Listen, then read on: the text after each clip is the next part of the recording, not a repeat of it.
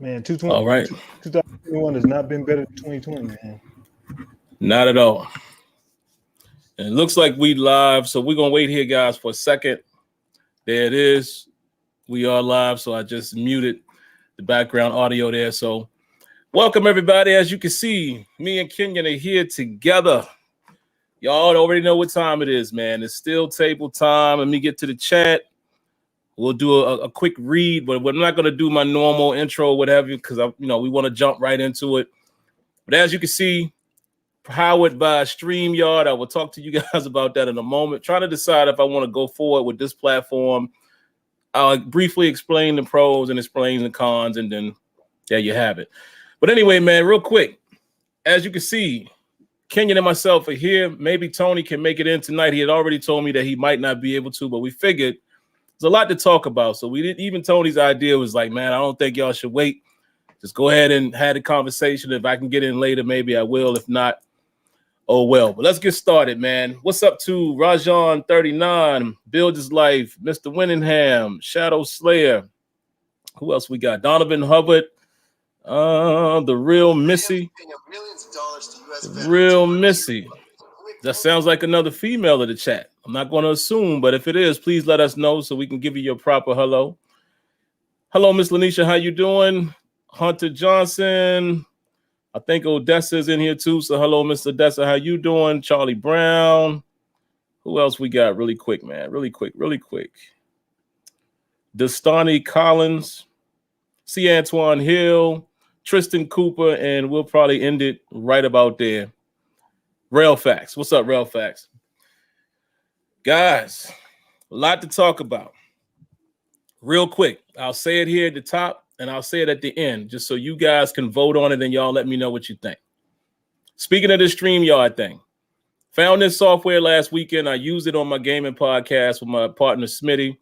Seems to work great. As you can see how me and Kenyon are displayed evenly there. I can quickly switch our profiles there. It's a lot of stuff you can do really quick.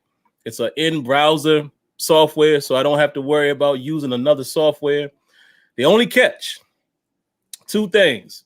It doesn't give me my alerts.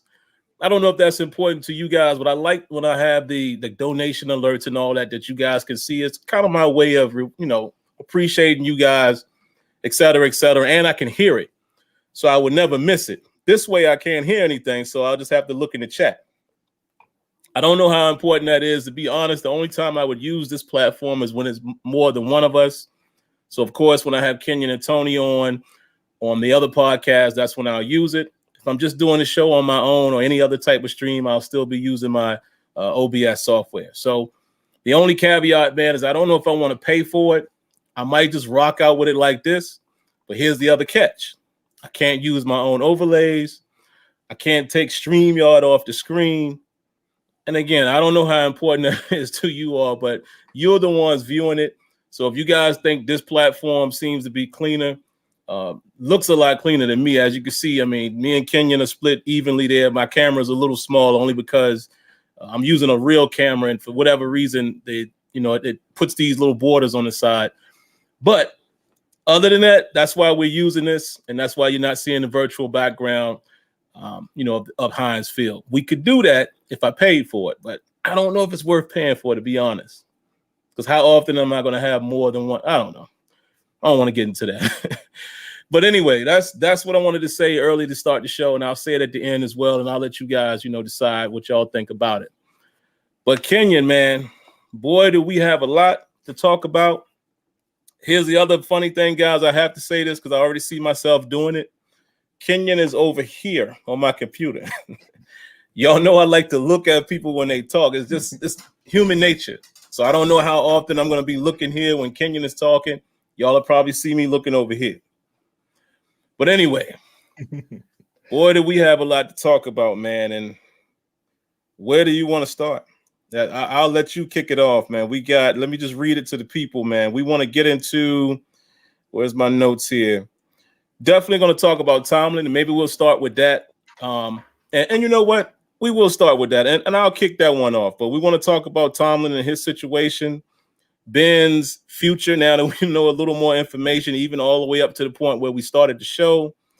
Cam's restructure, draft picks, and I want to address it, and I'm going to let Kenya lead this one, man, because I think some of you guys might be unhappy with the way he's going to go, but I already know where he's going to go with it. What is our draft need as of today?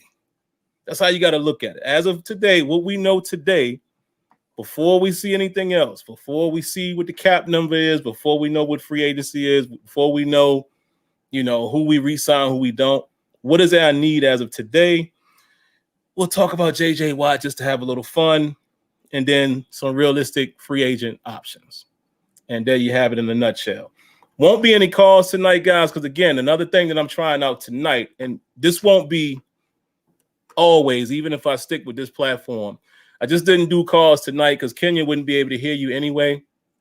Y'all know we've done that before in the past. I just took the calls off the table for the night, but either way, that will return regardless of which way we stream. So let me start with the Tomlin news, man. For you guys that don't know, unfortunately, Coach Tomlin did test positive for COVID. By now, everybody should know how serious that is. We've all been affected. Most of us have been affected, in our own families. The good news is, though, is that he's saying that he had, very minimal symptoms. So I'm happy to hear that. I just want to wish him well, man, and say, get well, coach. I got to say this too, Kenyon, because I already saw it. Some of y'all are, I got to go as far as saying disgusting, man. I saw some of you Steelers fans, because I know some of them might see this show. Y'all bad, man. Y'all are terrible. I seen this man, wishing people and, well and thanking them for the, well wishes and all of that on Twitter. And y'all should have seen these comments. Steelers fans now, oh, that's it. I thought this was your resignation letter. Like, oh, I wish you had worse symptoms. I'm like, yo, what's wrong with people, man? What kind of world we live in? I wouldn't wish anything on my worst enemy like that because karma is real. But I don't know. I just thought I would say that because I know there are some Tomlin opposers that sometimes are even on this show. So if you thinking like that, it's just a football game and you just a fan, man. You shouldn't be wishing ill on somebody's well-being. It's crazy. Or even the way they feed their family for that, for that matter. But anything you want to say on the Tomlin piece, Kenyon? No, it's nothing to say. You said everything. It's, we've lost the ability. We've lost the ability to be decent in our society. What like Twitter and social media allows you to do is, you can say stuff, outlandish stuff, and not affect you because they can't see you, they can't get to you. Stuff that you wouldn't normally say, just in your normal life. Like if you were a real person and you felt that way, you would say something like that to somebody's face. But a lot of people don't want to do that because they know the consequences of their actions. So, when you start doing that type of stuff, as I always tell you, that's how Fairweathers came up. Fairweathers take it to the extreme. They do whatever, they blow with the wind. They don't care. They just, they're going to say what they want to say. A lot of people don't have perspective. And, we're just in a sad state in our country and in our world in general. It's the breakdown of what makes America, what was supposed to make America, America. But, as we know, Sim, being that we're African American, we know our history. So once we know our history, we don't look at stuff the same way as some other people. Because we understand the real history of what's going on in the world. So, it's just it started. I guess you could say with the Colin Kaepernick stuff, where people started, you can see how people reacted to that over the national anthem and people kneeling. And, during that period of time, I never said nothing because I always felt like, well, if you want to have a real conversation, once you play the whole national anthem, don't play the edited version. That everybody hears every Sunday. Play the one that we all know, the real national anthem that I learned in the 6th grade. I learned this in the 6th grade about the real national anthem. So it's, it's just kind of sad. It's like you said, I wouldn't wish that on my worst enemy. I just, life's too precious, man. We just saw today, Tiger Woods driving. Oh man, has a car crash in LA out here, roll over that quick. It can happen that fast. And, I don't think people value life, even with that and with the COVID stuff and people not, people passing away with COVID. it's affected Sim. It's affected me. It's real. Like, so when people start saying stuff like that, it just makes you look at the world sad. It's kind of, I guess it's the old, for some young people, it's the old Marvin Gaye "What's Going On" album, where he was basically telling you what was going to happen, and he said this 30 years ago, 40 years ago, and everything that he said is happening right now.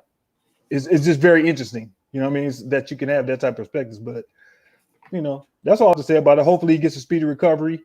Everything will be all right. And maybe that's part of the reason why we didn't really see him during, like Senior Bowl and all that other stuff. So you don't know what could have been going on during that period of time. So you don't know when he caught it, how long he had it, what kind of symptoms, I'm glad to hear that it's mild. So I'm just thinking positive. That's all I can do is think positive on it.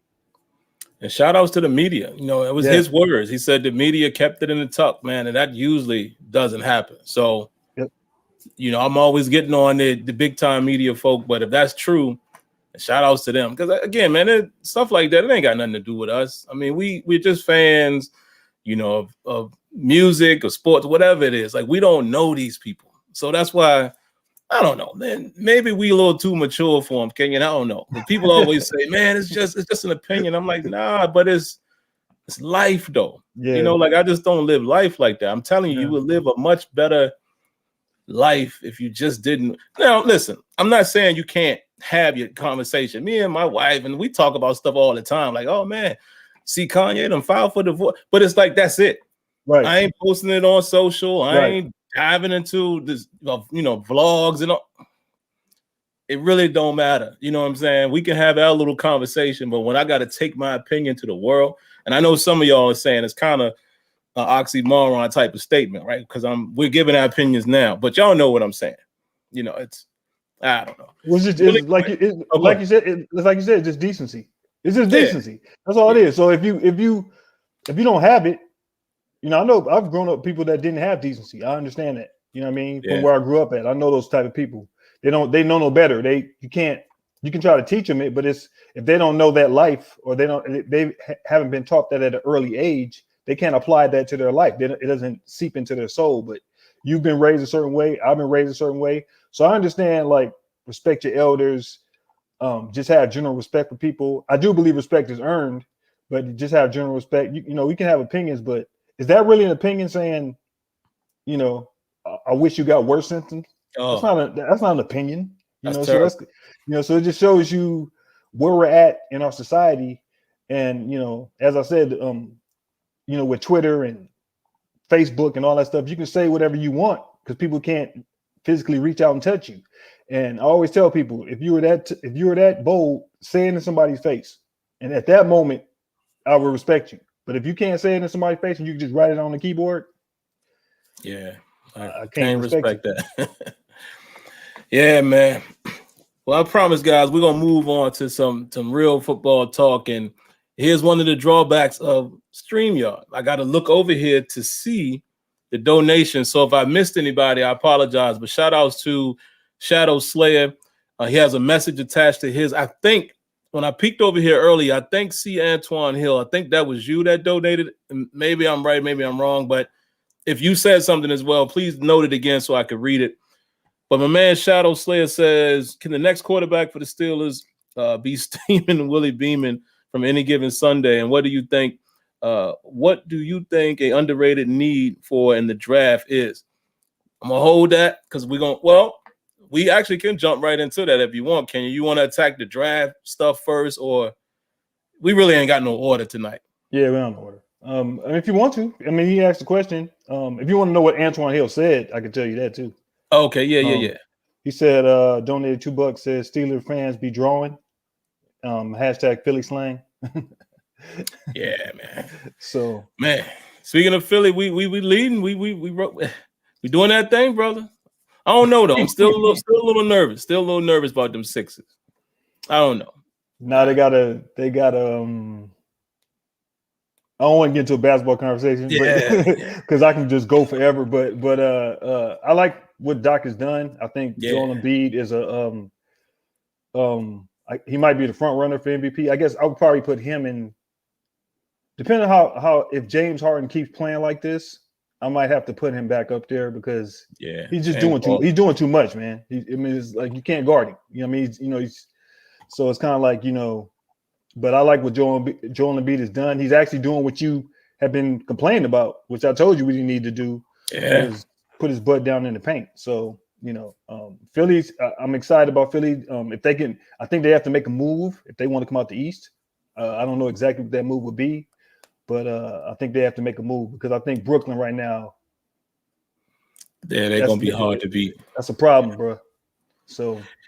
And unlike the Steelers, guys, real quick, and then we'll get back to Pittsburgh.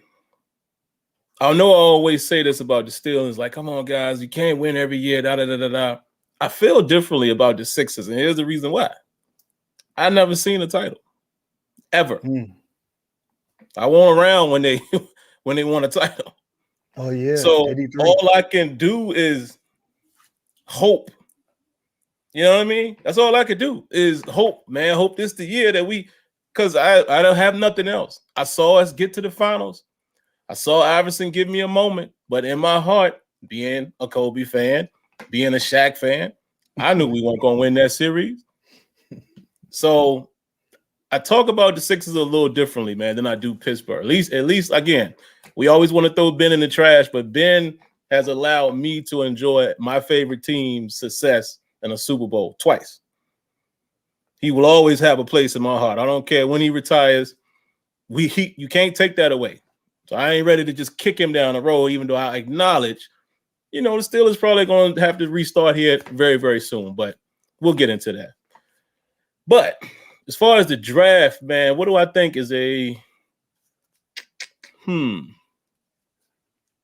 pick that is probably not the front runner, sneaky need? This is not from left field. You've heard me say it before, but I think it is more of a need than most people realize. It should be obvious, though. Cornerback. Cornerback is thin. When you consider Joe Hayden's age, you consider Mike Hilton probably won't be back. Even if you're talking about putting Sutton in the inside, we're still going to lose a little bit of what we do defensively because Sutton usually doesn't play in the slot. What if he has to take Joe Hayden's spot? It's a lot of questions here. We don't know what Justin Lane is. Justin Lane has played a little more, but he still was kind of playing only when Hayden was out, which I get it if your starter is there, but I didn't really evaluate his efforts on the field. Maybe we can go back and do some of that during the offseason while we still have Game Pass. Maybe we can go look at some of Justin Lane's snaps and kind of evaluate what he did. And then Steven Nelson. Pick how you feel about him. A year ago, we all felt like, oh, man, he's solid. Next year, some of people's positive thoughts towards him kind of left a little bit, even though I still think he is what he is. I don't think he got any worse. I just think as a whole, our secondary wasn't phenomenal this year, but I still don't think Steven Nelson got beat up. He may have gave up a few more, than we preferred him to do. Maybe a little less than what he was that first season, but I still think he's, a solid corner for us. But I think that's a position that, we're not really talking about that we probably need to grab somebody. I know the catch, though. And I know Kenyon probably going to go there. And I agree with him. And all of you in the chat have said it before. We don't draft cornerbacks very well. That is going to be quite a challenge for us. So that would be my – and when we say, I'm kind of paraphrasing what you said, but when I think of like a sneaky pick or an underrated pick, I'm talking like between the first and third round. I'm not talking about like late because you can grab anybody after that. But if we're talking about who might be an underrated pick, maybe let's say first or second, might be cornerback. It just depends on who's sitting there. I know we need a lot more, but I'm answering my man's question. What's an underrated pick? Might be cornerback. You never know. So that's what I think. What you think, Kenyon? I don't know if the value will be there at 24. Mm-hmm. And I think the two best corners will be off the board by 24, which would be kid out of Virginia Tech, and the kid out of Alabama. So those two kids will be gone. And Patrick Surtain II, he'll be gone, and maybe in the top 10. And then the kid out of Virginia Tech will probably be gone between 8 and 15, I think, maybe. Mm-hmm. So I don't think the value will be there at 24. I don't know if you. I mean, it all depends, man, because the Steelers could do something like Nelson is up for an extension, so they might extend Nelson. So if they extend Nelson, what are you basically saying? And Joe Hayden, we can all agree this will probably be his last year with Pittsburgh. Justin Lane hasn't shown you enough that you could believe in him to be the other corner. James Pierre, who they got late, has promise, but you don't know what you have yet. And so James Pierre has promise, a big corner. And there's free agency. The Steelers. I know people want certain people in free agency, but an underrated move could be William Jackson could be available. So you could snag him, and now you got both corners locked up, and you're okay. Because I like William Jackson, and Steelers love him. So that's an option. I don't think in the first 3 rounds we'll see Pittsburgh go corner. Because of the other needs. So would it shock me? It probably would, because I don't know if there are any cornerbacks I would take after those first 2. It's like, I don't think it's deep at corner this year like it was, even compared to last year. So I think the cornerback class of 2022 is way better. It's a lot of people coming out. So, we'll see. To me, the underrated position I would say will probably be wide receiver. I know people are not talking about it. It's wide receiver, because if you lose Juju, if you don't lose Juju, you have to replace Juju. You have to replace him with somebody. And the wide receiver class this year might be as deep as it was last year. So for me, it will be wide receiver.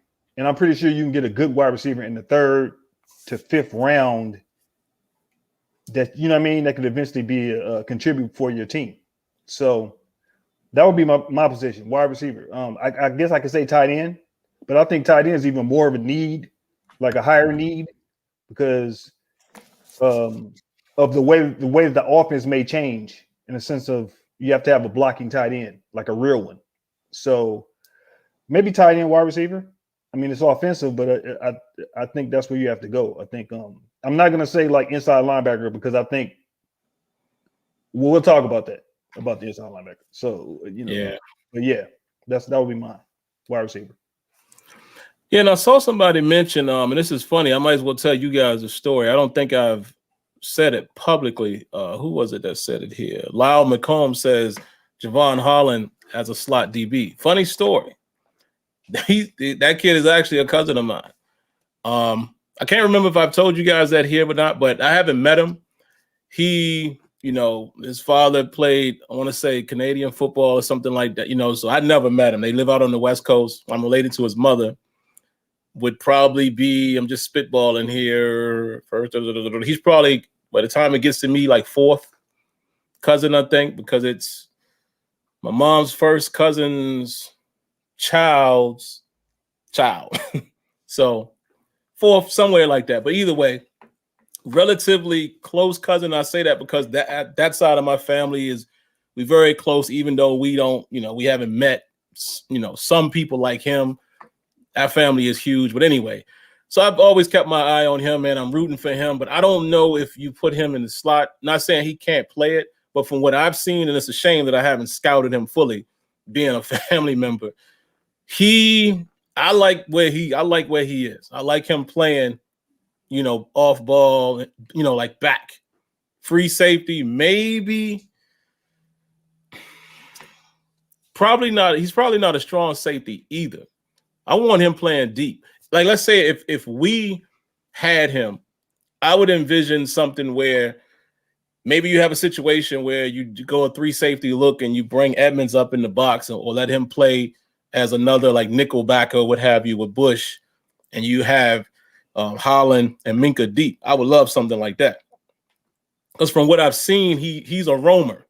Now, again, I haven't watched all of his film. I've watched a lot of his live games, but I haven't really just honed in. I could be wrong. Maybe he is. I know I think he has played in the slot, but I don't know if that's where you put him at, as far as the NFL. I think from what I've seen, his best attributes is allowing him to be a safety. So, and we probably ain't going to have a chance to get him anyway. He's projected to go early. He did, opt out. So I don't know how that's going to hurt. Maybe if he's sitting there in the second round, that's another position we probably need to pay attention to, is safety as well. So that's kind of my feelings on that. I don't know if you make him a slot. He's not a slot. Yeah. He's a straight free safety. I mean, I've watched him 3 years, 3 years. So being at Oregon, I see him all the time. So I told Sim he's a stud. He was killing USC when he played him. Made a couple of plays, but I think that he's a legit free safety, and we have Minka. So we have Minka, and that's the thing. I mean, I like him, but we have Minka. We have Minka, so it's like you can't make that choice. I think that I like him, but as Sim said, he will be gone. Yeah. Before and I don't know if the Steelers want to do that. I think the Steelers would look for more of a they would look for more of a box safety like they did last year, or somebody that can be versatile like that, a playmaking box safety. Later if they draft a safety for depth and see what happens. Because I'm expecting them to pick up Edmonds' 5th-year option. I know people don't like to hear that, but I'm expecting them to do it. And you know what? I probably got to agree with that. Here's the main reason why. And I'm going to say it in Kenyan terms. They picked up 48's 5th-year option. Yep. So if you look at the parallel, Edmonds probably played his best football with us this past season. Some people won't say that, but when you really watch, he probably played his best for us this past season, which means if you follow the blueprint of what they did with 48, he had a decent season. Do we really want to go try to find a starting strong safety? They probably gonna bring him back.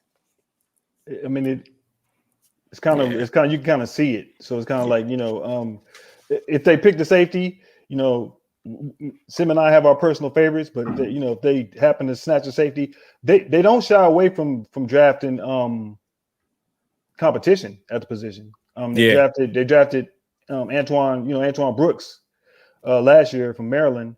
I don't know they got to see how he progresses, but if a strong safety is there, look, as I told y'all, the Steelers love playmakers, and one thing Terrell Edmonds hasn't really shown you is the ability to be a playmaker. Minka has it. That's why a lot of you guys compare him to Minka, but they play 2 different positions. They have different responsibilities in the defense, essentially. And I watch safeties all the time, just in general. The only safety about your boy. They talking about your boy. The only safety I would say, which I told people is Hufanga. Hufanga is Terrell Edmonds, except he makes plays. And I've seen all the film on Hufanga. I'm not gonna, I actually probably got to get Sim to watch more games on him so he can get a better perspective on him. Because I can, you can see a highlight tape, but highlight tapes don't really tell you anything. It's just highlights. So it's the best plays of the person making. They don't show you the bad plays. And but Hufanga is a straight playmaker. He's not Troy. Get that out your head. He's not Troy. He models his game after Troy. He's bigger than Troy, not as fast, doesn't have that sudden burst, doesn't have that extra burst that Troy had. Troy had a different type of gear. Yeah, you know what I mean? So field, man. Yeah, he had a different, but Hufanga is always around the ball. If you watch the USC games, he's always making plays. The only concern I had with Hufanga, and I said this when he was a freshman, I told Sim this when he was a sophomore, is that he's always hurt. He had been hurt the first 2 years at USC. A couple of shoulder surgeries that he had, but as far as his playmaking and instincts, he looks like a Steeler. I mean, I would put him in that back. I would put him in that safety backfield. You can run 3 safeties with them because you can put Terrell Edmonds in the box and have Hufanga just roaming and doing whatever, or you can put Hufanga in the box and he's big enough and fast enough to make plays in the backfield, and he's that sudden. But I mean, that's a sleeper pick. It's a hope pick. It's what I would want, but I'm just being realistic.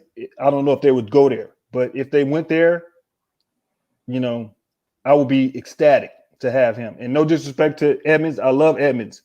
Yeah, this kid is different. This kid makes plays. He gets picks. He makes interceptions. He gets fumbled. He does all that stuff. So and he loves the game. And so he would be a Troy clone, but he's bigger than Troy.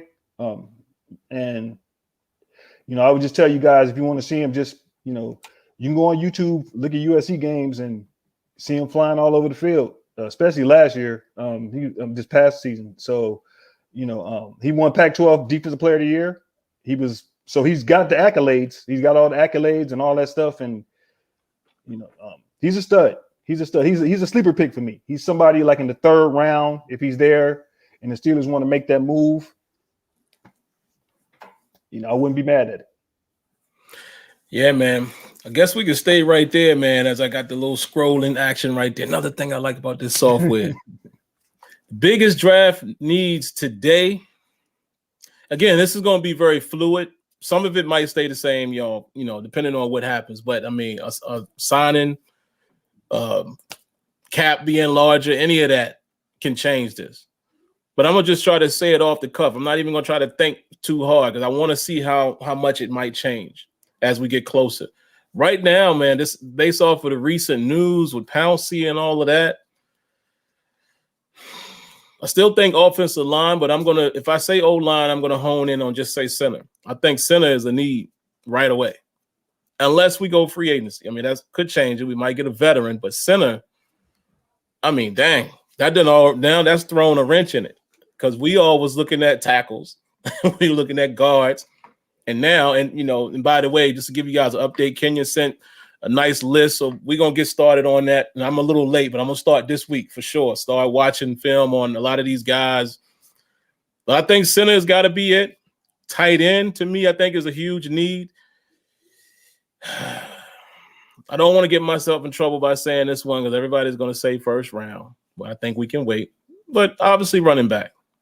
We'll touch a little bit on what Colbert said a little later in the show, but if you kind of listen to everything he was talking about and who he talked about and who he didn't talk about, that's the thing with him and Tomlin.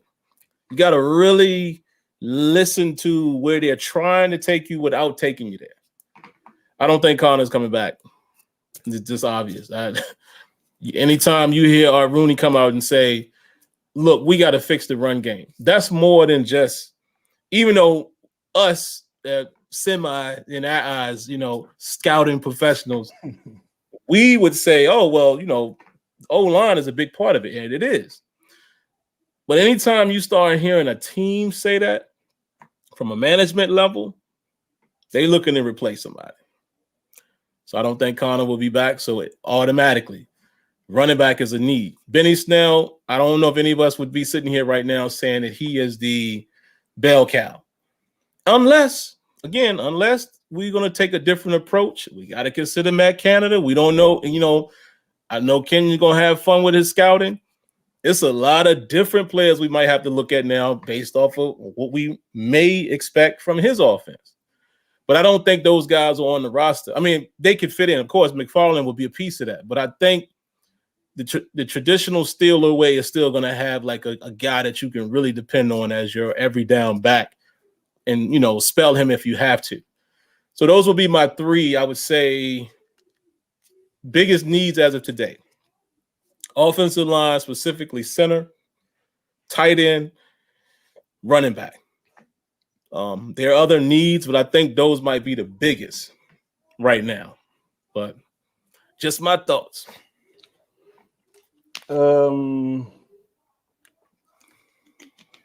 Biggest needs. Well, it's obviously center. Yeah. That's like obvious. That's a given. I mean, I could argue I could argue.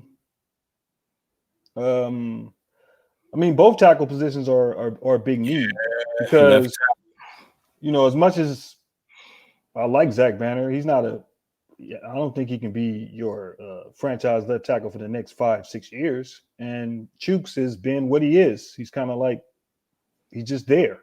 You know what I mean? So, I would say both tackle positions are need positions. Running back, is it a need?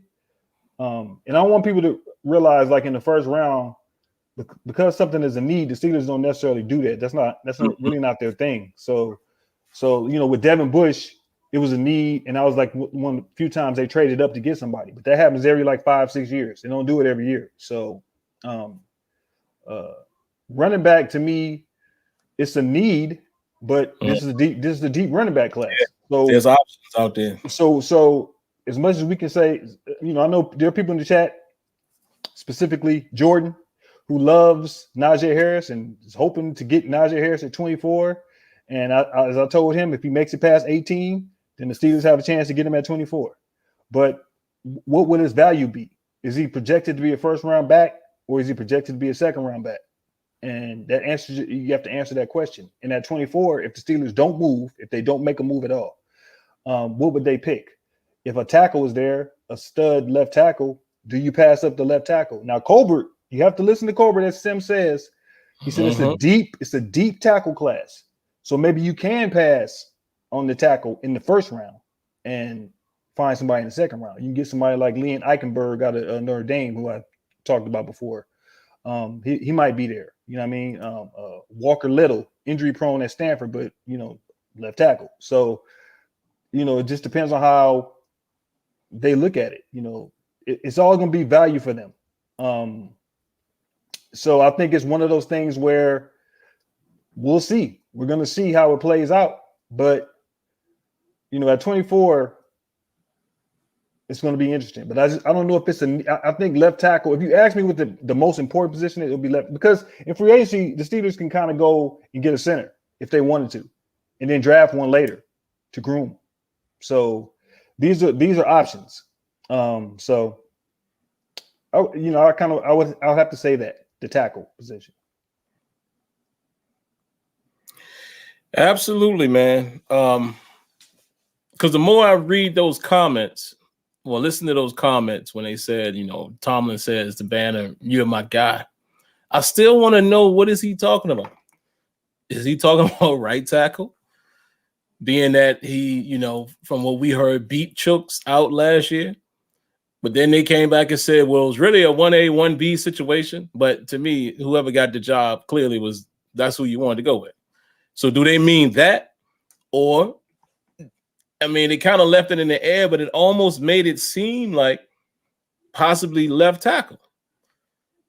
So that would be interesting. But I got to agree with Kenyon, man. Neither one of those guys, and listen, we're not here to disrespect these players. They in the NFL, But it's like, come on, they just weren't the best at their position. Unfortunately, we didn't really get to see Banner, do his thing. But as a left tackle, and Kenya would know more than me. I don't even believe he really played that in college too much. Yeah, he played. He kind of switched. So I don't want to say. Yeah, so he played it. He played it sometimes, and he played it other times. USC at that time they kind of, they kind of move positions. So you see Banner on the right and on the left. So he's capable at both positions. And I think his natural position is left tackle. So his senior year, he played left tackle. He didn't play right tackle. He played right tackle when he moved to the Steelers. So, gotcha. Okay. So his natural position would be left tackle. That's what he came in high school from. That's what he's, so that's his natural position. Got you. Oh man, Lyle McComb, shout outs for the and it's funny, I could click on this thing and it will actually show. So I appreciate the donation there. He says, Robert Hollywood Holland's mom is my mom's sister. What? That's crazy. Small world, man. See what I'm saying? It's a small world out here, man. People are interconnected. But yeah, that's pretty dope. But like I said, I've never met, Javon or his father. I think I might have met his father one time before, like years ago at a family reunion. But me and Javon, we years apart, so I never, but his mother, definitely knew her growing up. So yeah, that's crazy. Let's see what else we got to talk about here, man. What do we want to talk about next? Let me see which one I want to pick here. I guess we do something light like this. Cam's restructure. We saw it coming. Everybody should have known that. For people who are nutty like us that kind of, know how the Steelers do business. Again, you always got Steelers Depot out there that, again, shout outs to them to stay on top of the cap situation. Dave Bryan over there has been calling that for the longest time. But it's easy to see. If you watch the Steelers the way we do, it's easy to tell who's could possibly be a restructure. We know, like the saying is, Steelers like to kick the can down the road. So it's easy to see who could possibly be a restructure candidate. So of course, Tua is probably could be possibly a next one. I didn't even think about Nelson, man, until they mentioned it earlier. But yeah, I don't really have much to say about that. I mean, listen, from what I read, he's not losing any money. It's just the way they're going to structure it. It gets the Steelers some cap space, which they're desperately going to need. Hopefully, we did get some news on that. According to sources that the NFL owners or what have you, or the NFLPA, one of them said that it won't be less than 180. So that's a plus. So at least we know it's not going to be 175. But, man, I'm hoping the cap could come in at least at 190. Something like that, would give the Steelers a lot more room. Not a lot, but something to work with. And then, of course, depending on what Ben Rothlisberger is going to do, and we'll talk about that here in a bit. But I don't really have much to add as far as the Cam situation, man, unless you got something, can you? No, that's just the first of many restructures to come. Tua to be next. Trying to think who else is under contract that they can restructure. There'll be a couple of other restructures because they're trying to get as much money they can get to free up. The Steelers they've always told the line of being in cap hell. It's just the way that they've always been. So, I just think that you're going to keep seeing it. Depending on how they work Ben's contract will say a lot about what they do. Because I do think they will attack people in free agency of need. If you listen to Colbert, he as Sim says, you just have to read the tea leaves. What he says, he kind of gives you a blueprint most of the time. So I think that they will attack certain positions, maybe center, and maybe cornerback. There's an elephant in the room, but why speculate on something? You know what I mean? Unless it happens. It's the start of many to come. I knew Cam was going to get restructured. I'm glad it got $7 million, and we'll see what they get with the Tua restructure. So, I like what they're doing. As I told Sim, Omar Khan. He's a master at this now. He's been doing it for forever. You know what I mean? So that's pretty much all I have on that. Really not much to say on it, man. It's pretty straightforward. We can talk about Kevin Colbert. I think we kind of brushed over it there, so I don't know if we have much more to add. And then, of course, we'll finalize with the Ben news. I still think it's interesting, and I guess we can tie these two topics together. Listening to Colbert, I still just can't remember a time, man, when they've been so out front with, look, we got to do something with this cap. Colbert said it. Rooney said it. Tomlin briefly mentioned it early on in the offseason, and it's like, it just makes you wonder, man. And we know that Ben has met with, Art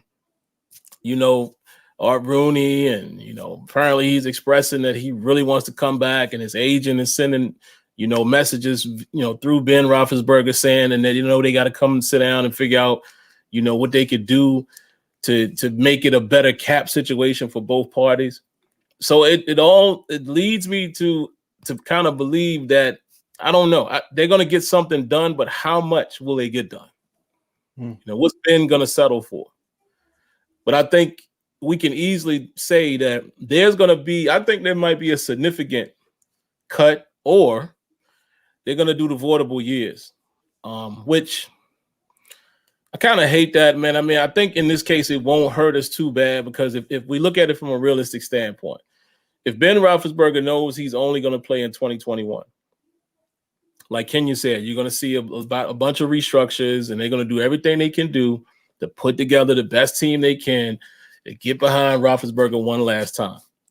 I hate to be the downer here, but me personally, I don't know. I don't know if I got to see a lot of change in terms of the way the offense, the efficiency rate of the offense, in order for me to believe that we can win a Super Bowl next season with Ben Roethlisberger. I'm not so sure about that. We'll see. Because I don't expect dramatic changes with Canada. We'll see. I don't know. Who knows? Who knows? Maybe. I mean, again, and Kenyon has said this plenty of times. Ben can't even really run the type of offense that we all want to see from Canada. So it's like, I don't know. Because let me just get you right there with that. Just right at that point. Ben isn't, we're not going to see the Matt Canada offense that we want to see. And Colbert said this. He said, because with Ben running that offense, they have to kind of meet in the middle. And if you really think about it, they were doing it in the beginning of the season. And if you notice, they went away from it. And that's when the offense just really struggled. You know what I mean? When they were kind of committing to the run. So I don't think they can run that offense with Ben coming back. And I don't know if you addressed that in this draft. Essentially, what I mean is try to find a quarterback, see what Dwayne Haskins is. Let Mason Rudolph develop a little bit more. I think, look, everybody, there is a prime quarterback in this draft who fits that offense, that what Matt Canada wants to run. There's a quarterback in this draft, but they won't get him. They would have to trade up. They'd have to give up their draft. They have too many holes to do that. I mean, Trey Lance would be perfect for that offense that he wants to run. I don't think Kyle Trask can run it. I don't think Mac Jones. I know people like Mac Jones. He can run a version of it, but he can't really run it the way that Matt Canada wants to run it. You need a mobile quarterback to really run this offense. And Trevor Lawrence could, but that's not debatable. It's not talk. We're not talking about him. Or Justin Fields, what I mean? But they'll be gone. Trey Lance would be the only dude. And I'm really getting to the point where I don't think anything is off the table with Ben coming back and Colbert and them talking about really fixing stuff. You don't know what could happen in this draft. They could trade up, like real talk. They could really just be like, you know what? We're just going to find your successor now. Or did they make a sneaky move by just saying, we'll take Haskins, who was a former number one pick, see what we got, let him develop under Ben. He'll have a quarterback coach for the first time. This is the second shot. If he doesn't work out, doesn't matter. We don't lose anything with it. And then in 2022, we'll be looking for a quarterback. For the draft. But I'm wide open on it now because I just think that they could do something like that. I'm not ruling it out. That's the best way I can put it. And Colbert said as much. Colbert literally said, "Yo, this is a no lose deal for us on Haskins." I was like, "Wow." Said it. So literally said it. So to me, I'm looking at it like, yo, I think they're looking at like, and I think what R. Rooney said, and I think it's funny because he said this 2 years ago about the run game, that he wanted to fix it. And I think this year he probably went in there and said, yo, I gave y'all a shot to fix the running game. You didn't do it. Now we're really going to fix it. We changing all this stuff. You know what I mean? And let's get big again. Because I think he's looking at the division like, look, Cleveland is running on us. That's us. Baltimore is running on us. That's us. That's Pittsburgh. We sit up here throwing the ball around like we in a run and shoot offense. You know what I mean? Like we the old school Houston Oilers. You know what I mean? And it's kind of like, you have to have the ability to pound people and make those type of moves. And as me and Sim always tell you, look, tackle picks and right tackle picks and center picks, they're not sexy. They don't get you excited. But to me, I get excited because I'm like, yo, let's get big and ugly. We need that. So, but I think anything is not off the table. And I think Trey Lance, by not playing, it depends. His pro day will be interesting because I think it's next week. So, but him only playing that one game, and I have to go back. I've watched a couple of games on him as a junior, but I got to watch some more on him. Oh man, I forget that. Yeah. So a lot of these guys opted out. So you have to think about that when you're when you're doing the research. As well as Jamie Newman, who was at the Senior Bowl, he opted out. He didn't play. And Colbert has been really emphatic about not drafting guys who opt out. But I don't know if he can really apply that, because it's like with so many guys opting out and you got needs, can you really do that in this environment this year? I don't know if you can do that. No combine, you going off of pro days and film. I don't know. So it's an interesting thing, but I think you just have to look at. I'm a realistic person. I just think I'll look at it like, they might do something like that. But the problem is, if you do something like that, you essentially destroy you can't build a run game like that, because getting that franchise quarterback is nice, but if you build it from the ground, if you build those lines, you can get a quarterback eventually. That's not a problem. And I just think the offense will be limited with Ben, because the one thing about Ben that me and Sim already know just by watching the games, you can't throw the ball deep. And if you look at the last couple of games during the last of the season and in the playoffs, all they did is start playing press coverage. They were like, "Yo, Ben, beat us deep. Show that you can beat us." And they couldn't do it. He couldn't do it. He couldn't throw. Sim said he was reluctant to throw. I was like, man, he's coming off an injury, so I have to look at it in the big picture. He's coming off an injury, so I can't say you're going to walk back coming off of a Tommy John type surgery and start throwing the ball 60 yards down the field. You would be gun shy, because that's your arm. That's your money maker. That's your livelihood. So we'll see if Ben can come back. I mean, I guess you can say he was inspired by Tom Brady, but I was like, Tom Brady's always been throwing the ball deep. Yeah, he's never stopped doing it. So if Ben can throw it deep and not deep, just throw it deep, be accurate deep, because he was throwing it deep and he was missing people last year. He was missing Claypool. Claypool's 6'4". So I'm like, you got to make that throw. So I don't know. All I can tell you guys is we won't see that offense, the Matt Canada offense, unless it's somebody else running it. That's what Matt Canada wants. And as Colbert says, they might have to change their draft strategy, because Matt Canada may want a specific type of player for his offense. And if I was the Steelers, I'd cut Ebron and I'd just get two, blocking tight ends, one receiving, one blocking, try to get a free agent. Maybe Jesse James would be available. Try to get him, bring him back. So I don't know. That's just my take on what I've seen so far. Man, and somebody here in the chat, and I'm pulling it up just so I can give you all the accurate. It's exactly how I feel, Ruben Sanchez. The schedule too. It's not like it ain't like we playing an easy schedule, man. Let me read it to you guys here, man. Where is it? We have, say what you will about never mind, that's preseason. Let me get to the regular season. We have, of course, our division, Green Bay, Kansas City, the Chargers, Minnesota, Denver, the Raiders, the Bears, Detroit, Tennessee. It's not really an easy schedule, folks. It's a first place schedule. So we won the division. Yeah. That's what you get. When you win the division, you get the first place schedule. That's what happens. I'm looking at some of these games, bro.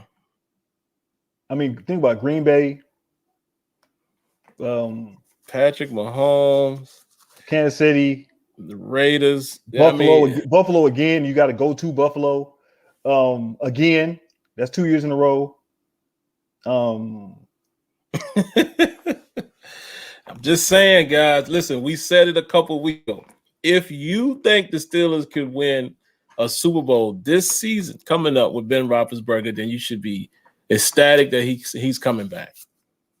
If you don't, is it time to move on? And again, like I said, I love Ben, man. Ben has given me something that I will always cherish. I got to see 2 Super Bowls with my own eyes. Didn't see the 70s. That wasn't my era. So can't take that away from him, but it comes a time where it's time to move on. And that's why I said as fans, we have to be realists. Do you think we're going to win the Super Bowl next year, just considering the other teams that are out there? I know everybody's going to look a little differently, but I'm just saying, I don't see it. I'm going to have to see something major happen within the first, let's say, 7-8 games for me to say, oh, hold up. Hold up. We might be special. But on paper, and again, this is before the draft, but on paper, when you look at the key components that we have and the key components that we might lose, I don't see it. I don't see it. I mean, the offensive line, for one, is going to have to be reshuffled and retooled and rebuilt. I mean, it's a lot. Now we got. Let me not knock the team so much. We got weapons. I really like that receiving core for the most part. I think they could do some damage. We saw it with Claypool. If Deontay Johnson can just work on keeping the bricks out his hands, man, and catch the easy ones, he's a problem. James Washington is still a sneaky, 3rd, 4th receiver that can give you something when you need him. Like he makes plays when you need him. Juju might be gone. So, who do we add into that mix? So it's, and I think I do like the potential of what Anthony McFarland could bring to our offense if we start mixing them in. Right. Defensively, I still like, obviously, TJ Watt. You hope Devin Bush comes back, but let's be fair with this assessment. How does this impact his 3rd year ascension? See what I'm saying? He missed it. So now we're looking back at, now we're actually looking at 2nd-year player on the field versus what he normally would be. You see what I'm saying? That's a huge difference. You gotta like what Highsmith would be able to bring to the table, but again, we got to see that. You still got Cam, you still got Tua, you got Minka. A cornerback situation will more than likely be Joe Hayden and Nelson, but then we lose Hilton. It's probably going to lose Hilton, so it's kind of like I don't have enough core there for me to think that team wins the Super Bowl against the field. I ain't talking about just AFC. I'm talking about NFC and AFC top teams. Do I think that our Pittsburgh Steelers win the Super Bowl? I don't see it yet. So, but it's early. And it's early. And you have to factor in. You have to factor in who may get cut. You have to factor in on our team. It's something. It's something that I don't know if people. We talked about draft needs and wants, but inside linebacker might be a draft need because you need somebody to play alongside Devin Bush, and there are candidates to play that I would watching film over the last couple of days. Watching this kid Xavier Collins, Sim watched him too, and we both watched him. It's the one guy I think we both watched so far together, essentially collectively. And he's sudden. I mean, he's 6'4", 260, runs like the wind,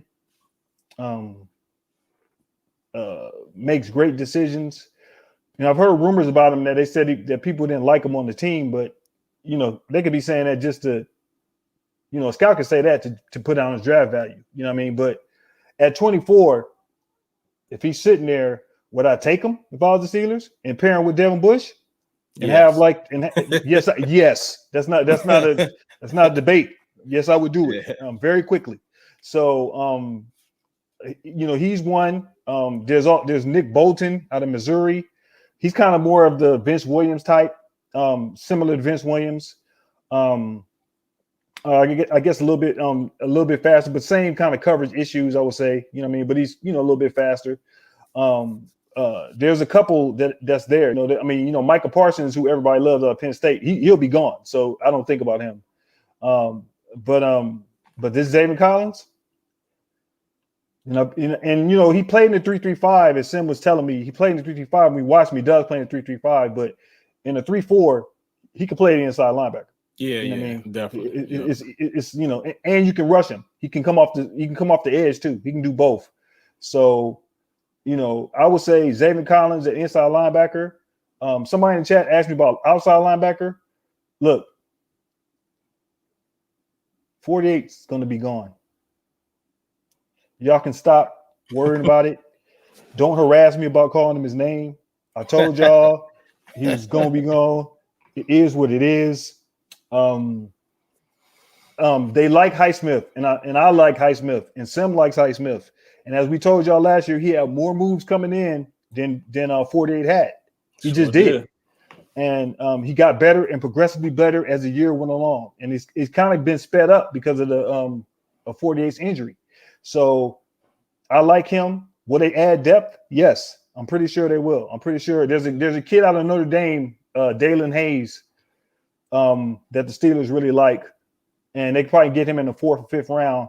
And he could be a nice little backup rotational guy, you know, come in and do whatever. So I would tell you guys to look out for Dalen Hayes. He's pretty much on their radar.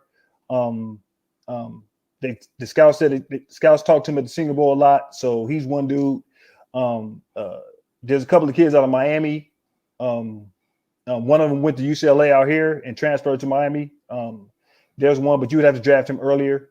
But inside linebacker, I think I would take Zaven at 24. I'm just telling y'all now. It would not surprise me if they did it. I would be ecstatic. Sim has seen him. Sim can tell you a little bit what he saw, but I'm just telling you guys. So out of Tulsa. And I got to watch some full games of him. Right.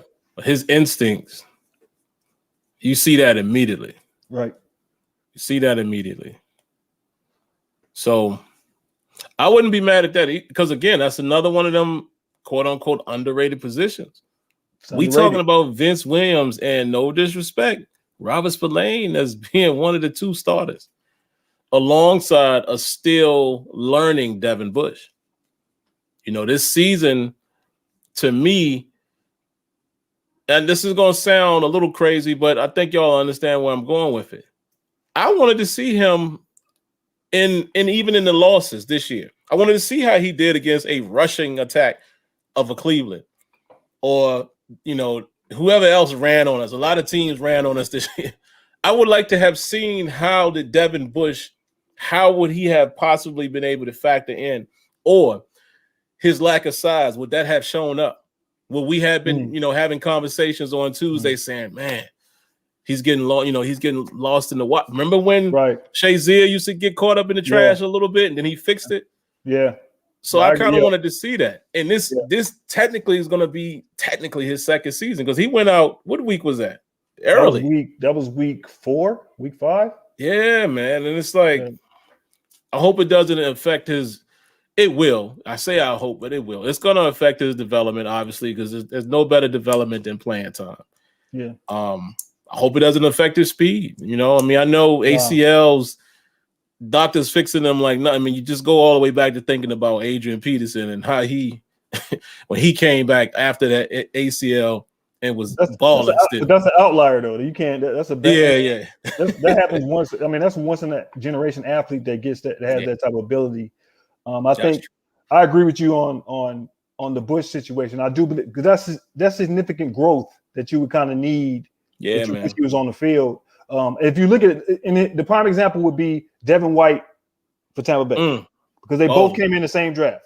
So when they both came in the same draft, the first year you can argue Devin Bush was the better player because Devin White was kind of off injured. He didn't play a lot, you know what I mean? And Devin Bush kind of was, you know, balled out a little bit, you know what I mean? Bush gets hurt this year. Devin White gets to play a whole year, and you see the difference. Devin White is everywhere. Anyway, trying to run something, he's everywhere. And that's what you foresee with Bush because they're that similar that you would say, okay, let's do this. You know what I mean? So I think I agree with you. I just don't want – here's my thing. And you said it a lot last year, and people have said it in the chat. And if you watch Steelers games, you just get very worried. You get worried when you see Vince Williams having to cover people out of the backfield. And as I said last year, Spillane was the best cover linebacker they had once Bush was. Yeah, he was. And that's not saying – I'm not dissing Spillane because I like him. But he's a rotational player. He should not, you need a guy that can come in, that can play that position, that can do that the same way, whether it's Bush or you draft a rookie that can do it, because you have to be able to cover those receivers coming underneath and those running backs coming out the backfield. And I think that, from what I've seen, I will watch more linebackers. I know the kid out of Alabama, he's not great in coverage. That's the one thing I know about him. I've known that since he was there. That's why he didn't come out last year. So I knew that about him last year. So, but this Zaven Collins, yeah, he can cover. He can cover. He's great in zone. He's fluid, and he's big. He's a legit 6'4". And I would tell you guys, if you watch that Tulsa team, that college team, they look like Seattle back in the day. Their corners, both their corners are 6'3". Both their cornerbacks are 6'3", studs. Wow. Their safeties are 6'4". They look like the Legion of Boom. That's what they look like. So I would say that watching the film on Zaven, I'm gonna watch like a couple of more games just to get a nice little picture of him. As Sim told you earlier, we're gonna start breaking down this. We start splitting up and breaking down these players, but Zaven he's nice. I like Nick Bolton too, but I think I like Zaven a little bit better because he's a little bit more freakier. He kind of reminds you of what's the kid at Minnesota that went to UCLA? You know what I'm talking about? Barr. He reminds you of Anthony Barr. That's who he reminds you of. He looks like Anthony Barr. So yeah, I wouldn't be mad at 24. Nah. I get it, guys. And a lot of us, we want to go with the obvious. And again, even Kenyon said it. If Najee is there at 24, the Steelers probably do it. Yeah. He's the type of running back that you can foresee them taking that chance. Because again, if you really look at him, I didn't even really pay much attention to this because this is the crazy thing about me. When I'm watching an actual game, like when it's happening, right? I'm not honed in as much, where I'm like, ooh, what did he do? Right. When you watch film, you watching just that player. So I knew he was good, but when I went back and was like, wait a minute, this dude actually does play very similar to Le'Veon Bell in some of the things that he do. The way, the hurdle and all of that, he has patience, the way they utilize him out the backfield. And I'm not saying he is Le'Veon, but when I heard that comparison and I watched it, I said, oh, okay. I see why people are saying where he could, be the Le'Veon Bell void for the Steelers. Right. So when you look at that and you've had success with a guy like that, it would not shock me either if he's there, they take him. But you have to look at these other positions. You always have to think about, what if the premier tackles are gone? What if Najee is gone? What if, and this ain't even a what if. If the Steelers was looking for one of the first-round quarterbacks and they're gone, then who else is left? You got to go with Big Boyd, and then you got to think from a fan's perspective, what other position will we be okay with? And that Collins kid, man, because we're going to need it. Wouldn't you love to have a Levante David and a Devin White type situation? That's what I'm thinking. In my mind, I'm thinking that's what I want. I want that. I want to be able to, if you try to spread us out, it does. We can cover. That's what I want. And people in the chat were talking about the Mike Hilton loss. And look, I love Mike Hilton. He's a great story because he came from where he came from. Yeah, undrafted. He's a great story. He's kind of reminds you that he has that James Harrison type of tint on him. You know what I mean? But I would ask people in the chat: has Mike Hilton been great in coverage? Nah, Sutton's been better. And do they pick him? Do they pick on Mike Hilton when he's in coverage? They just did it in the Cleveland game. They did it in the Cleveland game, in the playoff game. So he's created a position for himself, which is called he's like a hybrid corner linebacker that you blitz off the edge. He's the best in the league at it. He's the best in the league at it. Yeah, phenomenal. He should get paid for it. But is he a great cover guy? And we need guys that can cover, because to me, they can get there with their front four and do what they need to do. So I'm looking at it like, if we lose Hilton, I've already accepted it. In my mind, I'm thinking, now look, there's a chance they could bring him back because of the cap. With the cap, I think one of these three players will be back. Sutton, Hilton, and Juju. There's a combination. Like two of them may be back. I don't know which two. It could be Juju and Sutton, or it could be Hilton and Sutton. The one person I know who's going to be there is Sutton. I know Sutton will be there, but it's going to be either between Juju and Hilton, and who they choose, who they want the most. They can re-sign Juju. Great, I'll be happy. I'll be ecstatic. To me, I would re-sign Juju, and I can lose Hilton because I know I can put Sutton there, and and just draft a cornerback or get one in free agency. Get somebody at a lower rate, and then keep my secondary like that. And I'll be okay. But as Sim said, wouldn't you love to have two linebackers that can run like the wind, can cover like the wind, not have one dude be like Vince Williams. Look, we love Vince Williams, but he might be a cap casualty just because he's very limited, and he's a thumper in a. We don't even run 3-4 as a main base defense that much. They usually try to put us in our nickel. So this David Collins kid, him and Bush, I can see it. Now I didn't see it before, but I watched games. I said, "Oh yeah, I can see that," and it would be nice. So, just be prepared. We told you the name. Be prepared. That's all we're saying. Yeah, guys. I guess we'll wrap up with with Ben. I mean, I don't think it's gonna take us real long to do that because we kind of talked around it in the whole show.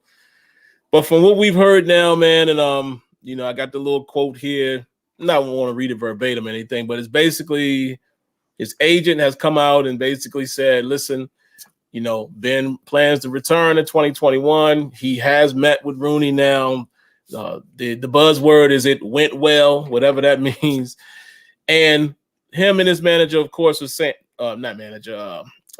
agent are saying, of course, what you want to hear. They're saying, oh, well, we've agreed that we want to make the cap work. But again, what does it mean?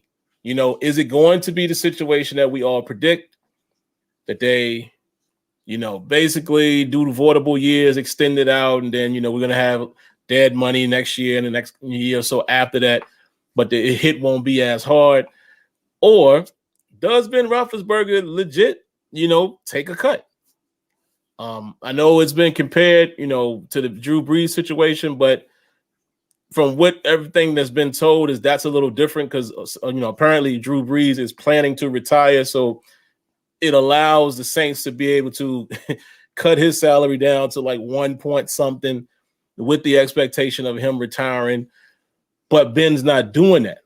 So realistically, when you take the fan part of it outside, if you take that outside of it and say, what does this man play for? What does he put his life on the line for?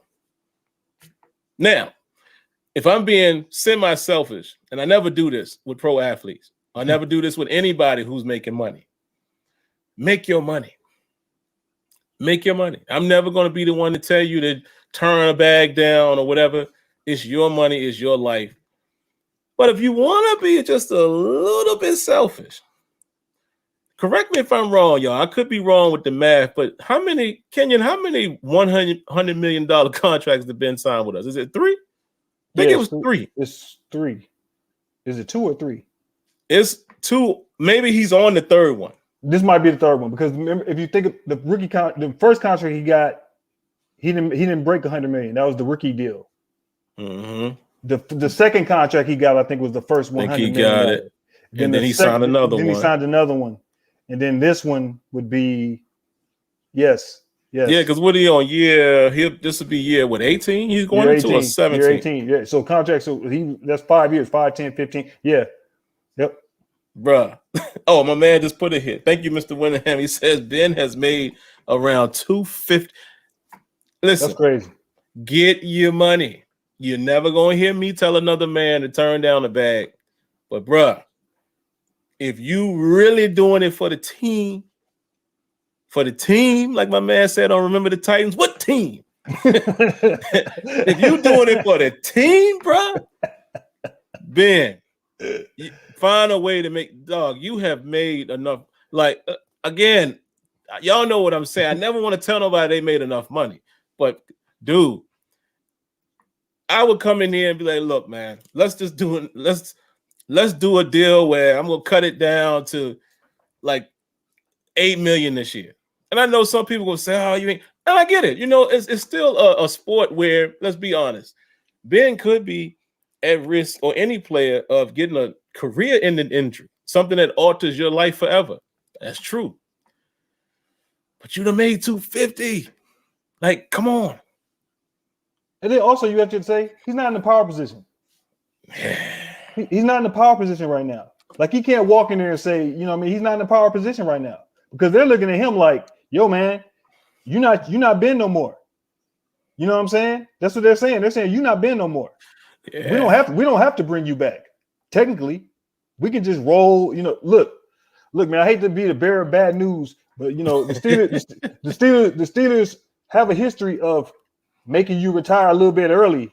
You know what I'm saying? And I don't want to say no names, but Hines Ward, Troy Polamalu, Ryan Clark. You know what I'm saying? Like, I don't want to say. I'm just saying they have a history of doing that. So they try to do it in a classy way, but Troy didn't talk to the Steelers for a minute. He just got back on speaking terms. You know what I mean? So look, and I understand Troy's he thought he could still play, but everybody knew he was done. Yeah, he won't Troy no more. But he wasn't Troy anymore. So it's one of those things you have to look at. Ben's not in the power position. He's the last draft pick of Bill Cowher on the team right now. Wow. He's the last draft pick of Bill Cowher. So if you look at it that way and you say he feels like he can help you, we have to face facts. We're in a Peyton Manning situation. What I mean by that is, like, if your defense is stout, you can win a Super Bowl and then manage the game. You know what I mean? But the blueprint is out there, people. They think Ben can't throw deep. And these quarterbacks that's coming out this year, if you just look down the list, Trey Lance has that arm strength. Trevor Lawrence has that arm strength. But after you get past that top tier, or the drop off is real. You know what I mean? I mentioned Jamie Newman. He can't throw over the middle of the field. This is what scouts have just said, that he can't throw over the middle of the field. And what was Ben not doing last year? Throwing over to the middle of the field when receivers are getting open. Because Sim used to text me, why didn't he make that throw? Why would he not throw that pass? And in this new offense with the run game, you emphasize the run game. Look, the run game hides a lot of your weaknesses. The example would be Ryan Tannehill, who people perceive to have weaknesses. But once he got a run game, Ryan Tannehill looks great in that offense. You know what I mean? So it can hide your weaknesses. But for Ben, the reality is this is it. Like Drew Brees, this is his last year, and they're going to move on. So, I don't have a doom and gloom scenario like Sim, where I don't think we can win or we'll fall off or dark days are coming. I tell people I've seen the dark days. I'm older than Sim. I've seen them. I used to get Cyril and watch them in the dark days. I know what it's like to go 8-8, 7-9, 4-9. I know those days. I've experienced them. But I always tell people, I don't think Rooney is interested in that type of rebuild anymore. I think they've learned. That's the lesson they've learned. Oh, we're not doing that again. We're not going to suffer for years. So, they'll make a move or a couple of moves to make it happen. And, I'm just saying that be realistic. You can, you never know what type of team you can have. If they make a certain couple of moves, they can be okay and transition out of Ben in a smooth way. I think they optimally wanted to be like Green Bay, where you had Brett Favre and then you get Aaron Rodgers. You know what I mean? And your offense it's just like a seamless transition. Or Patrick Mahomes. You can use Patrick Mahomes as another example. You know what I mean? Over Alex Smith. So we'll see. Yeah, man. And Kenyon is right. Even though I try to keep on the realist, quote unquote, he's right though. I mean, you could get a quarterback coming in, boom, we off and running. I mean, today's NFL, you seeing dudes have success. Look at a kid like Josh Allen. People wasn't showing him, and here he is, in his third season or what have you, looking good. Joe Burrow, I think, going to be a quarterback that's we're going to have to deal with early. So agree. You're probably right with that. If we find the right guy, it doesn't mean that the Steelers have to be trash for a few years. But I think we will have to take time to appreciate what Roethlisberger has been. At least Ben has been able to keep us, making us feel like we got a chance. You know, oh, we in the hunt. We surprised when we don't make the playoffs. Right. But I don't know, man. I think the Steelers will be stubborn in this one in terms of if Ben is coming back and they finalize everything, I don't think they go quarterback this year. And did y'all hear? Kevin Colbert had a lot to say about Mason Rudolph. Yes, he did. Antoine, you don't like Mason Rudolph. I'm just saying. You don't like Antoine. You don't like Mason, but Kevin Colbert does. He could be the stopgap, man. He could. I'm just saying. I could easily see a Landry Jones situation happen here from this standpoint. Okay, his contract expires after next season. Come on back.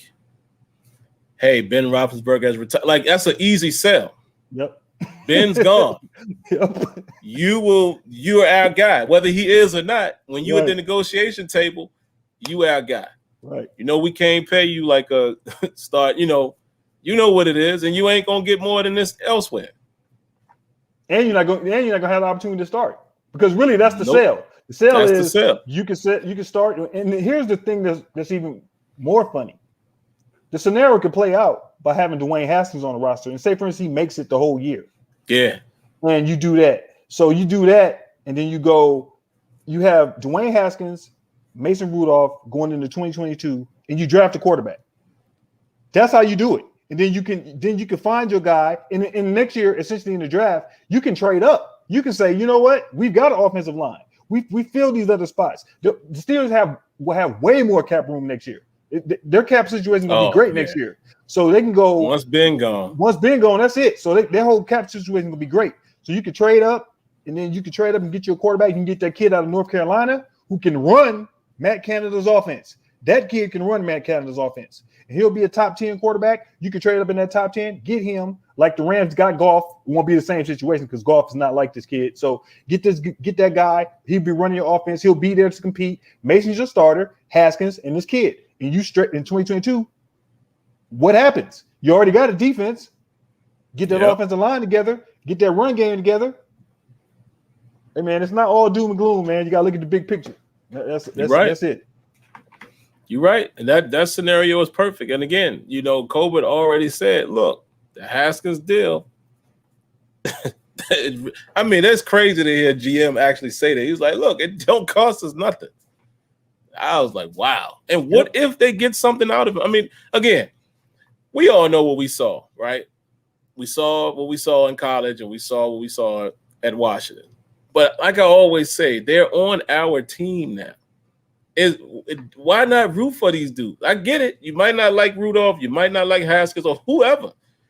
People don't like Snell. People are already writing off McFarland. Root for them. They on your squad. Yep. I would prefer them to turn out to be something. I would not be upset. This is a dream scenario here. This is clearly just spitballing and speculation. What if somehow Dwayne Haskins turns out to be phenomenal? Like, not phenomenal, but he's just the best. He's running Matt Canada's offense in the background, and the next year they're ready to premiere it, and this dude turned out to be something. Yeah. Then you don't really bought yourself a lot of time to sit back. You never know, man. You done bought you years. And another thing that Sim just said, which is even more important, Matt Canada's offense doesn't expect the quarterback to throw for 300 yards. Mm-hmm. That offense is based on the run. So if you get the run game together and you can just get Haskins just to manage the game, or Mason Rudolph to manage the game, manage the offense, and make the throws that he has to make. The example would be, look at San Francisco and you look at Jimmy Garoppolo. Jimmy Garoppolo does nothing spectacular. The run game sets everything up. Jimmy Garoppolo. Oh, man. Yeah. So for me, I always look at it like, if you get a quarterback like that, and he can just manage like that, and, it's a crapshoot. But to me, it's a better crapshoot than to try to trade away your whole draft for one particular player and put yourself in a situation. Look, you don't want to be like the Rams. And I'm in LA. The Rams are in a horrible draft situation. You know what I mean? They have no picks. because they've traded all their picks away.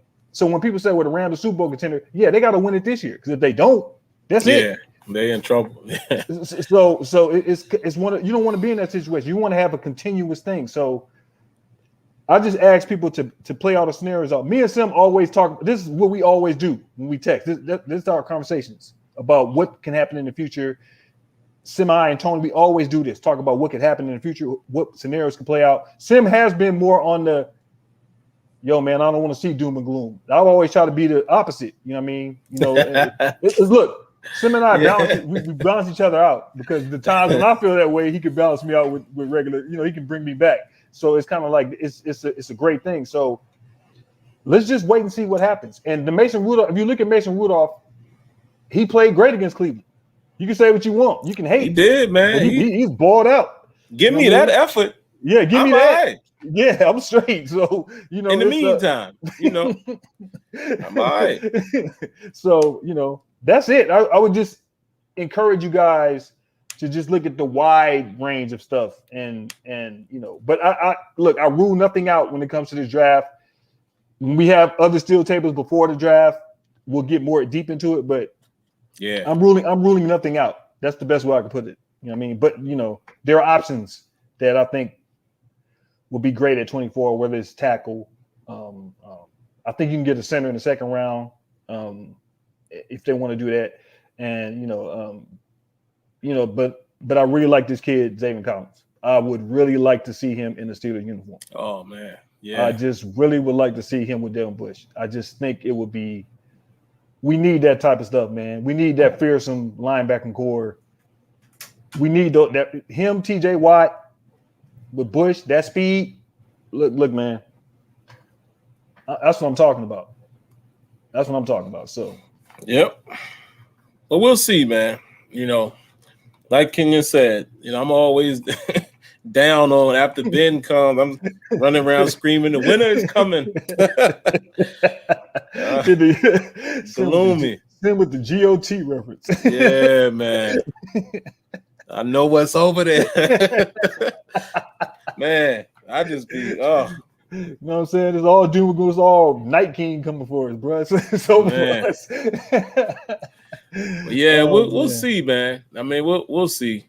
You know, it's way too early. You know, way too early to make any assessments. We don't know what the 53 is going to look like. We don't know what the draft looks like. We don't know what the cap looks like. What free agents might land with us. We didn't get to. Maybe we'll attack this next time, because by this time maybe we'll see if he's actually signed. But the whole JJ Watt talk, I mean, right. We'll see. We'll see. I don't want to speculate on that, because it's a waste of time. But outside of that, man, I think this was a good one. I will say it again now that it looks like we got the most people here viewing. Try something different tonight. As you can see, guys, the logo there, just to explain to y'all what's going on. Stream, powered by StreamYard. This is a new service that I tried out last week on another podcast. What I like about it is when it's more than one person, as you can see, splits us perfectly. It's a lot of different perspectives you can add to it, overlays and such. And I think this might be the way that I go whenever it's not just me. Normally what I'm using for you people that stream, what I normally use is Streamlabs OBS. And that allows me to do a lot of more things as far as alerts and applause and all that kind of stuff. And you can see your donations and all of that. I can't do that with this. So that would be the only downfall. But I think the show went good. You know, I just have to keep my eye out for when somebody donates and all of that, because I don't hear it. So y'all can let me know if you liked this format or if you didn't. And again, it'll only be used when it's myself and Kenyon and Tony, or, you know, if we have somehow, you know, got to think big. We get a special guest that wants to come on to the podcast. Like somebody from the NFL or something like that. Then I would use this format. The catch is, give me y'all's opinion. Should I pay for it or should I not? Because this free version allows up to 20 hours per month. And I don't know if that's going to get it.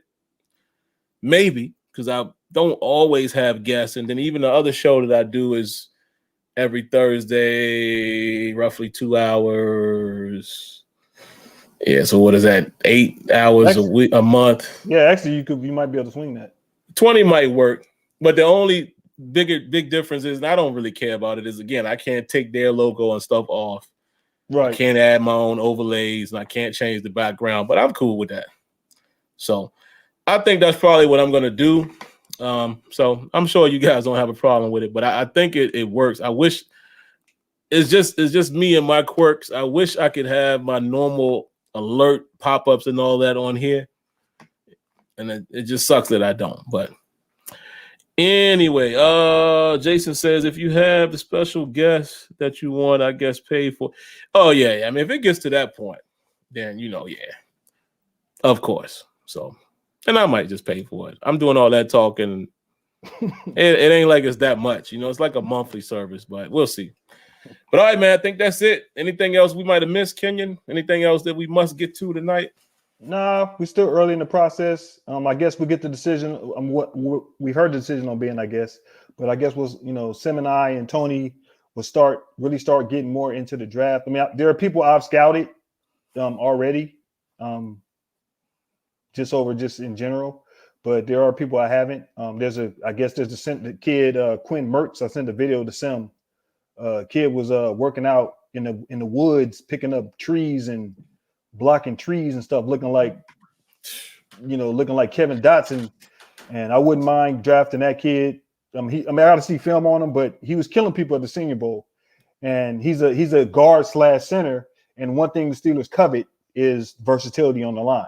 So if you want to get a guy maybe in the third round, Mertz looks like a old school, like put him with Dotson and we can roll, you know what I mean, and we can go old school. So I'll be looking at him as far as I told you guys, Xavier Collins and Sim and I will break down the list of people that we have and just try to split it up for you guys so we all can have a different perspective on players.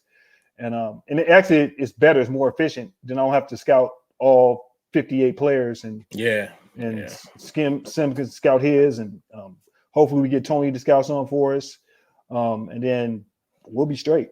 So I guess next SteelTable we'll have better. We'll be closer to the draft. Free agency should be coming up, so we have better, a better viewpoint of what's going on.